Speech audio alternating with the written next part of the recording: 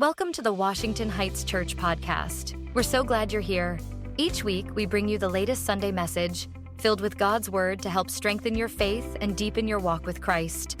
Whether you're tuning in from home, your commute, or anywhere in between, we're thrilled to have you join our community. So, grab a cup of coffee, find a cozy spot, and let's get started. This morning, we're going to look at the Book of Jonah and kind of blast through it. And the title of it is You Can Run, But You Can't Hide. You know, the Book of Jonah is most known, of course, about this guy who's running from God, and then God sends this big fish to swallow him up, and in the process, he's there in the belly of a fish for 3 days. But I think there's so much more in this story, the grass, so much more I think that God is just continually saying to me and perhaps to you today. So we're going to talk about it and see the applications and some of the themes in it that I believe that can apply to everyone, whether you're a person who is not of faith, whether you're a person in search of faith, or you're a person of faith. I think there's something here for all of us. On the surface, Jonah's pretty simple and common book. It's only got 4 chapters, 48 verses. But in reality, the story is about God's love, mercy, and grace to those who are far from Him and actually those who are close to Him. And we'll dive deeper into it. We'll see a much complex story that talks about probably you and I, things that we might need to adjust. It's not just a story about running from God, but it's a deeper story of actually how we live, what's in our heart, and who do we really care about. It's a story of God's relentless love for people who are far from Him. It's a story about a man who is so prejudiced against certain people that God had to do extreme measures in his life to show him how dark his heart still is. Keep in mind, the main theme throughout this book is it's about a man who did not want God to extend His love, but instead His justice. And so who is Jonah? Jonah was a minor prophet of the Old Testament, for a prophet for the northern kingdom of Israel. Up to this point, he had been pretty successful in giving prophecies for Israel. They're coming true. And so he was kind of living the good life. And because of this, his success probably grew. And I believe he could have got comfortable just where he was at. I'm sure none of us can relate to that.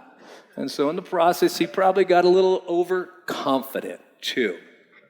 And so just when I think he was thinking, I'm going to enjoy life. I'm going to sit here on the Mediterranean, just kick back, and just enjoy it. God shows up. God shows up. And he says this to him. Jonah 1:1-3. The Lord gave this message to Jonah the son of Amittai. Get up and go to the great city of Nineveh. Announce judgment against it, for I've seen how wicked these people are. But Jonah got up, went to the opposite direction to get away from the Lord. He went down to the port of Joppa, where he found a ship leaving for Tarshish. That's in Spain. He bought a ticket and went on board, hoping to escape from the Lord by sailing to Tarshish. Now, Nineveh was the capital of Assyria. And they were some of the most ruthless, cruel people during that time, especially in war. And they'd go back and forth at Israel. And they were just really bad. So Israel hated them. They did not want anything to do with them. But what amazes me about these verses is this. God continually shows us His love extends further than we think. Even that we think that He is interested in reaching everyone, right? No matter how bad we think they are, just because we've written them off, it doesn't mean God's written them off. And He will also, this is the key part, He'll often ask us to go places that are uncomfortable, that maybe we've closed off, like, no way, I'm not doing that. And one of the strongest points I believe in this passage is He reaches people where they are, not where we want them to be. He wants us to go to them, everyone. not to try to drag them somewhere. He reaches them where they are. Like Jonah, I think we have choices, all of us. We can stay, just try to be comfortable, run in the opposite direction, or we can go to the places that are uncomfortable. Now, if you're a Christian, I know you know these kind of principles, but if you're here for the first time or watching us online or exploring faith, I would say give us a chance this morning and see what God might be saying to you in the book of Jonah. So these options, stay, run, or go. What did Jonah do? Oh, he ran. He took off, not even a little. He booked it out of there. And Jonah didn't just run. This is what's amazing. He resigned.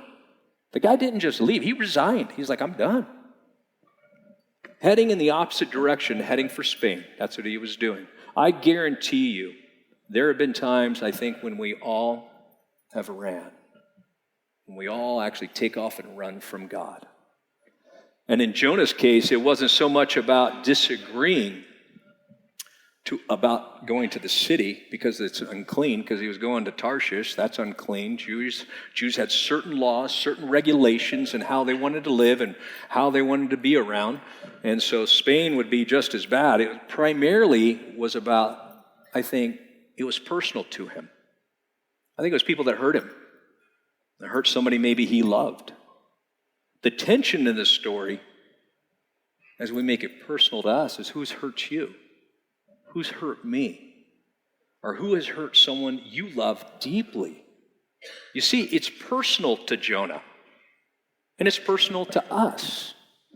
God is asking Jonah to drop his judgments, personal feelings, and to be the one to extend love to these people.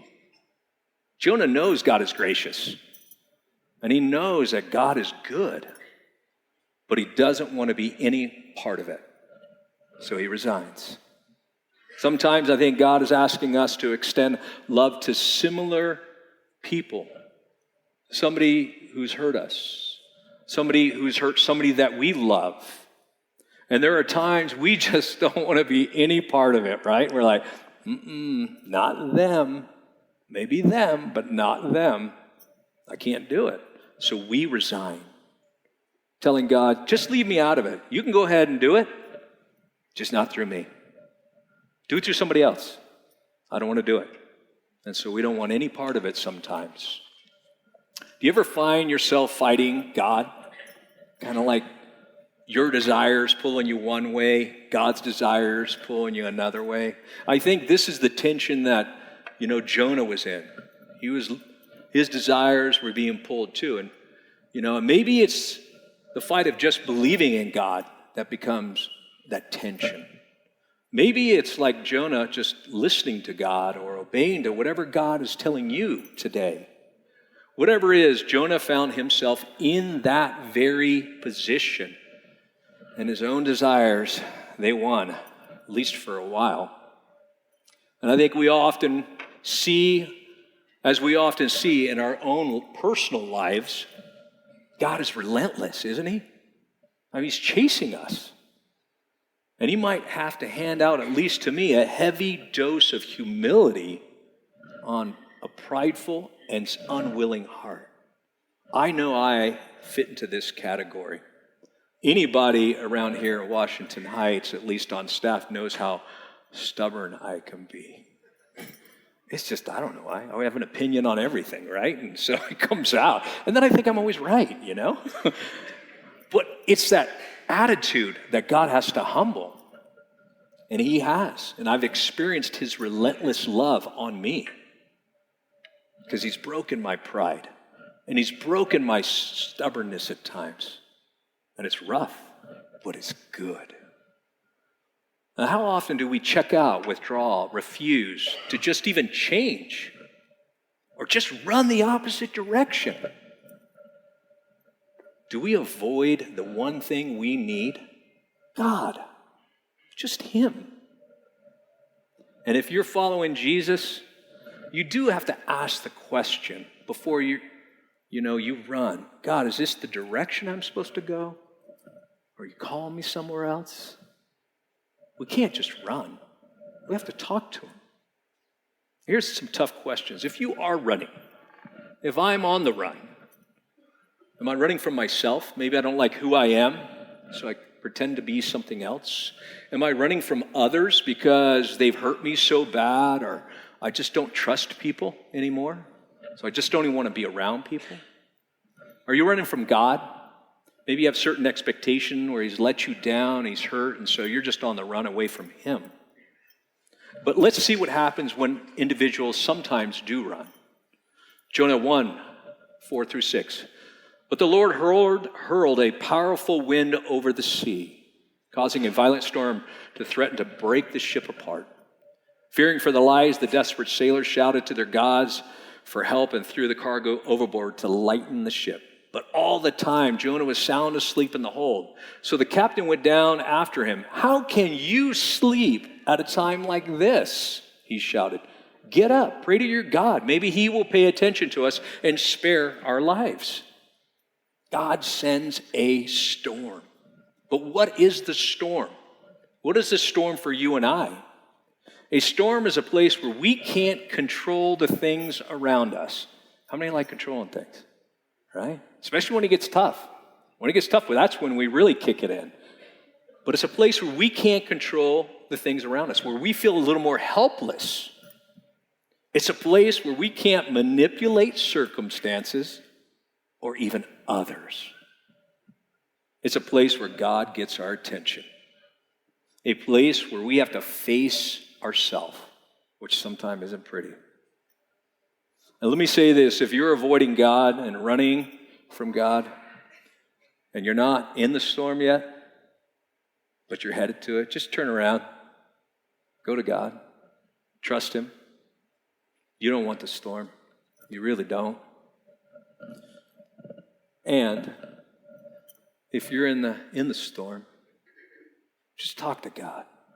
Ask him. Let him see you. Let him know he'll bring you out of it.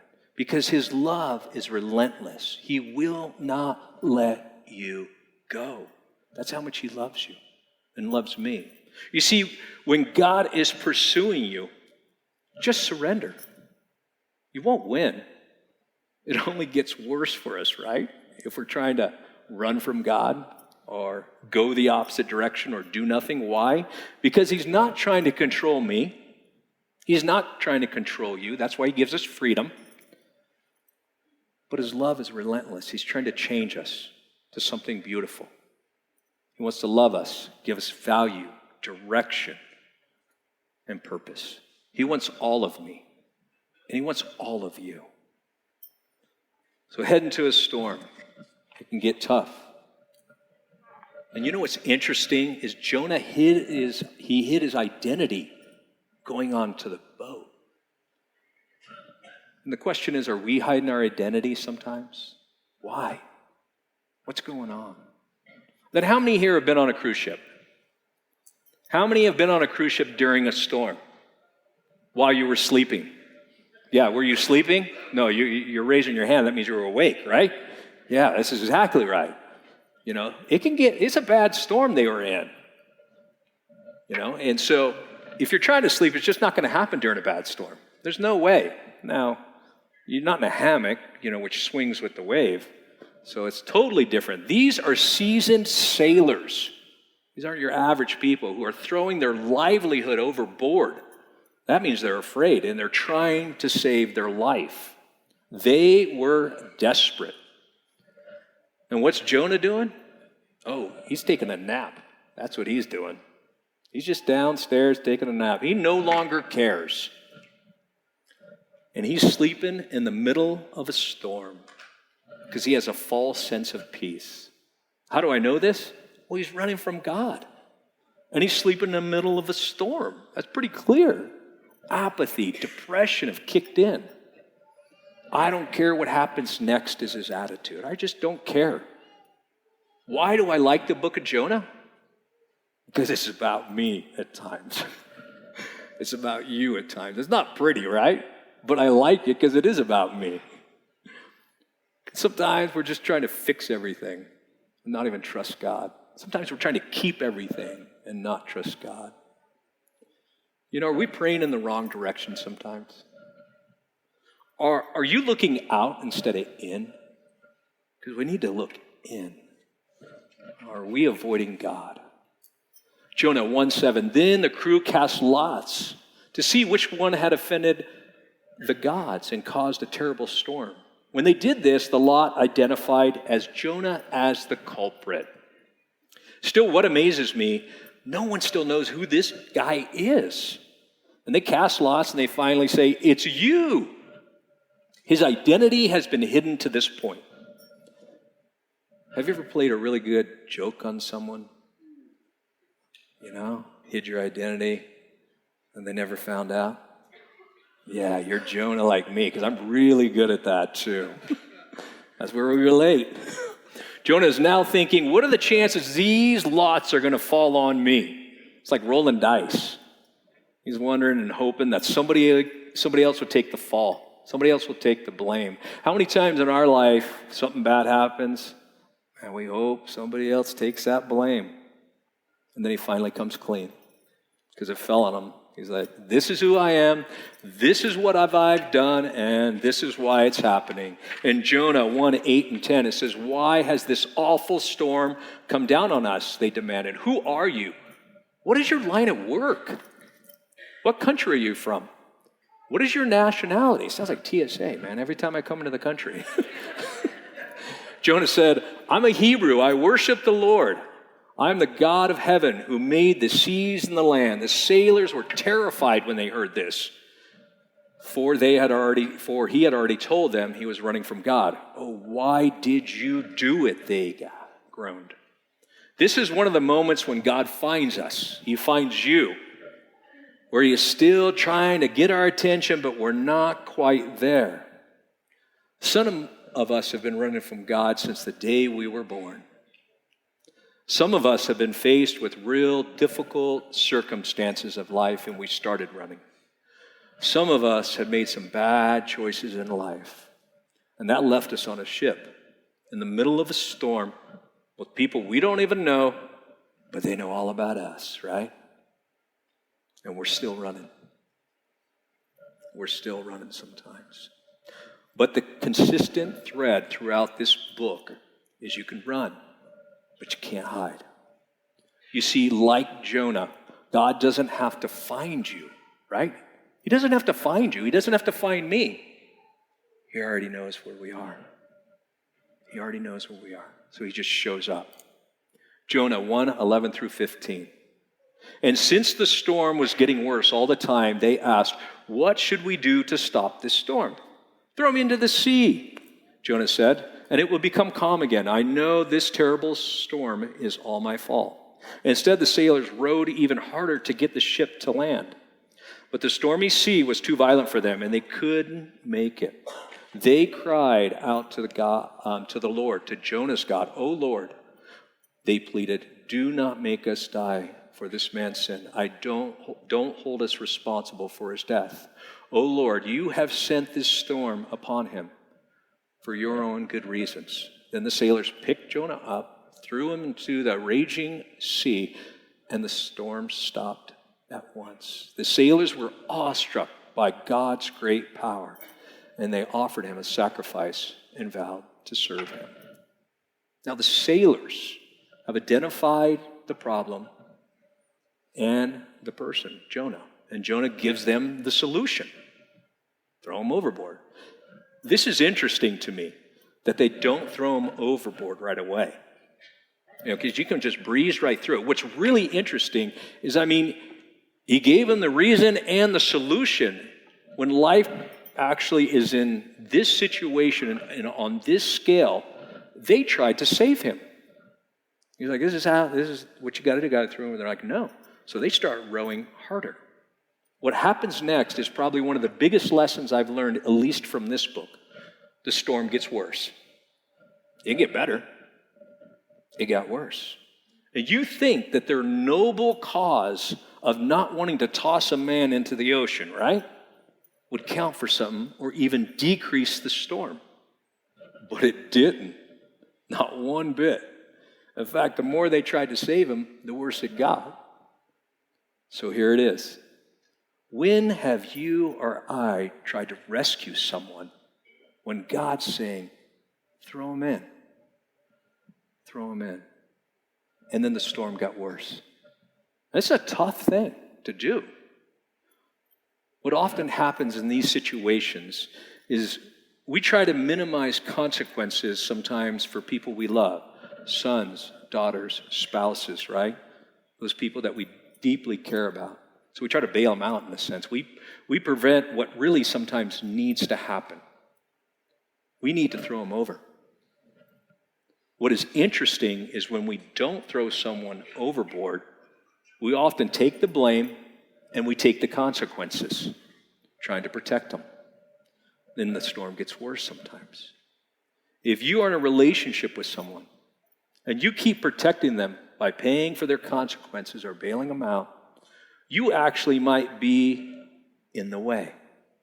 You might be in the way. And that's a good reason for them not to change.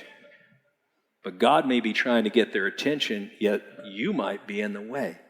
And rather than you're working against God, rather than with God. And of course, this is not true for every situation. But if you're a Christian, you at least have to ask this difficult question when it comes to someone you love that you may have to throw overboard is like, am I in the way? Am I in the way, God? Do I need to throw him over? Am I trying to fix someone because it'll never work? That is actually between them and God. And we try to fix someone. When you try to fix them and they don't want it, you usually end up paying for their consequences instead of them. And they'll keep on letting you pay. They'll keep on letting you pay. It's tough. It's hard because you love them. But it's something you have to navigate with God. Bigger question, are you willing to throw them over? And just trust God. What I also see, what I also love about this entire story is the sailors did not throw him, Jonah, because they could have been ticked. They just threw all their supplies over and everything that they worked for over. They weren't mad. It doesn't give any indication that they were even angry with him or hated him.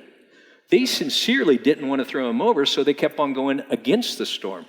But they did. And when they did, it says it stopped. Like that. You see, fear paralyzes us and it distorts our view. The sailors were afraid of the consequences of throwing someone overboard. And they thought it would be a mark against them, and they'd have to live with that the rest of their life. So this moment in this book, it wasn't about Jonah in this moment, in this story, in this part. It was about the sailors. And sometimes it's about us. And who are we going to trust? And what are we going to listen to? And who are we trying to protect, maybe? The tension is stepping out in faith despite the fear that we may be feeling. This is what the sailors were feeling, and they had to make a choice. And they chose faith. At the same moment as they trusted God and heaved Jonah up, okay, so now they make the decision. They heave him up, and they throw Jonah up over the side into the air. I think while Jonah was in the air, I imagine he was like, this is it. My time's over. This is what it's come to. It's all done. And then God sends him a fish to swallow. Only got worse. He was like, this is it, my life. Nope. When God's not done, God is not done. But you don't want that part, right? But God wasn't done. Jonah 1:7. Now the Lord arranged for a great fish to swallow Jonah. And Jonah was in the fish for 3 days and 3 nights. And we thought staying in a hotel was bad, right? Yeah, no way. No way. Once you read that, there's no complaints on wherever we stay. I love God's persistent love in our apathy, on our willingness to throw it all away sometimes. God is still so persistent with us. He's persistent with me. You know, there's times when we say, we're done. God's like, yep, I'm not. Like, no way. His love is as great for Jonah as it is for the people of Nineveh. He wants Jonah to change just as much as the people of Nineveh. That's why he keeps on pursuing them. That's why he won't let Jonah run. And it's interesting that the message that Jonah was bringing was the message that he needed to hear, but he couldn't hear it at this time. It was the same message. Same message. You see, God's solutions to our problems when we don't listen, like pride and stubbornness, are very unique and sometimes very uncomfortable when they're solved. And all of us, like I said, have ran from God at one point or another. Maybe you're still on the run. And you say, I can't do it anymore, I'm done. Maybe you're running from family, relationships, marriage, job, kids, people. There's so much we can run from in this life today. There's so many distractions, but it's so easy to run. But no matter what you're running from and what you're running to, unless it's God, it's the wrong direction. It's the wrong direction. And you're headed to a storm. You're headed to a storm. And trust me, you don't want that storm, because that one comes with a big fish. And I don't know what that looks like in your life. I do mine, but I don't know. Just turn around. Trust him. Now, the beautiful truth is Jonah ends up in this belly of a fish for 3 days and finally comes to his senses, sincerely apologizes, asks forgiveness of God. And then we see in Jonah 2:10 that the Lord ordered the fish to spit him out onto the beach. In chapter 3, we see God telling Jonah the same message. Go to Nineveh. So now this time he's listening. Go preach to them. It's a city of 120,000 plus. And go give them the message. And it says he does. And they all turn to God like that. They all listen. And then as it comes to Jonah 4, last chapter, 1 through 4, as God has done this mighty thing in the city, this change of plans greatly upset Jonah, and he became very angry, so he complained to the Lord about it. Didn't I say before I left home that you would do this, Lord? That's why I ran away to Tarshish. I knew that you are a merciful and compassionate God, slow to anger and filled with unfailing love. You are eager to turn back from destroying people. Just kill me now, Lord. Just kill me. I'd rather be dead than alive if what I predicted not happened. Dude, this guy is so full of himself, huh? And the Lord replied, is it right for you to be angry about this? This guy is a victim everywhere he goes. He's worried about his reputation and his image. That's it. He doesn't like the people. If what I predicted will not happen, he said. But let's not be hating on Jonah too much, right? Because I think there's plenty of ways which I and maybe you can relate to him. Not wanting people to experience God's forgiveness and grace, especially to those who have hurt us. And we think, how can he be so callous and judgmental? How can he wish an entire city dead? Well, there's a thread in it about being prejudiced. It's about changing our heart towards those who have hurt us. Jonah's heart is hoping for wrath, judgment, and hardship of those who betrayed him. It's about resentment. Well, that's a tough word, resentment, that he holds maybe towards others, towards God. And let me say this, resentment is a choice, and so is letting it go. It's a choice. We come to the conclusion of this story where Jonah 4, 5 through 11 says this, and then Jonah went out to the east side of the city and made a shelter to sit under it, and as he waited to see what would happen to that city, the Lord arranged for a leafy plant to grow there. And soon it sprouted to broad leaves over Jonah's head, shading him from the sun. This eased his discomfort. And Jonah was very grateful for the plant, and God arranged for a worm. The next morning at dawn, the worm ate through the stem of the plant, and so it withered away. And as the sun grew hot, God arranged for a scorching wind to blow on Jonah. The heat beat down on his head until he grew to faint. and he wished he died. "Death is certainly better than living like this," he exclaimed. Then God said to Jonah, "Is it right for you to be angry because the plant died?" "Yes," Jonah said. I can't believe this guy, man. Like, even angry enough to die. Then the Lord said, "You feel sorry about the plant? Though you did nothing to put it there. It came quickly and it died quickly. But Nineveh has more than 120,000 people living in spiritual darkness, not to mention the animals. Should I not feel sorry for such a great city?" In the end, I think what I love is God saves this story for last, because it's such a reality, I think, in human behavior, in all of us at times. And what is it? That Jonah was more concerned about his comfort than an entire city in spiritual darkness. Jonah can't see past himself and is showing no growth in character by the record. He is consumed with the self, and he extends no hope for others, but continually plays the victim over and over and over again.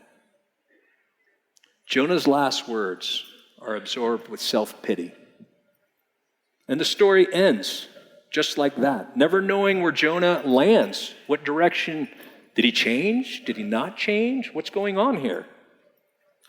But the last words of the book of Jonah are given to God. God has the last say-so. And he says, and he states his love for people, his desire for them to be in a relationship with him. And he reminds us that no one is beyond his forgiveness. It ends this way so we can find ourselves in the story. For God's saying the same thing to us, the circumstances that we will face. What will you do? What will I do?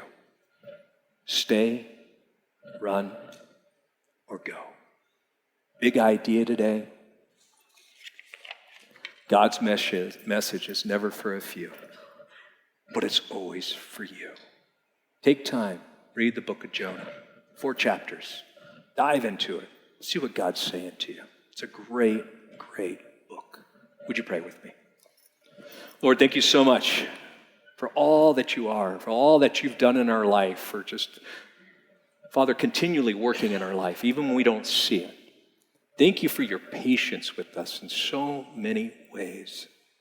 Thank you for not giving up on us. Thank you for being a God of second, third, fourth chances. Thank you for shining a light in our dark hearts sometime. And thank you for giving us a new heart. So Lord, I pray you be with everyone. Take care of them. Let them have a great week until we see them again. In Jesus' name, amen. We hope you enjoyed today's message. If you found this sermon meaningful, please subscribe, rate, and leave a review. Your support helps us reach more people and spread the word. Stay connected with us throughout the week by following us on social media at Washington Heights Church on Facebook and Instagram, and by visiting our website at whc.faith. For more information and additional resources, check out the podcast description below. Thank you for joining us. See you next week.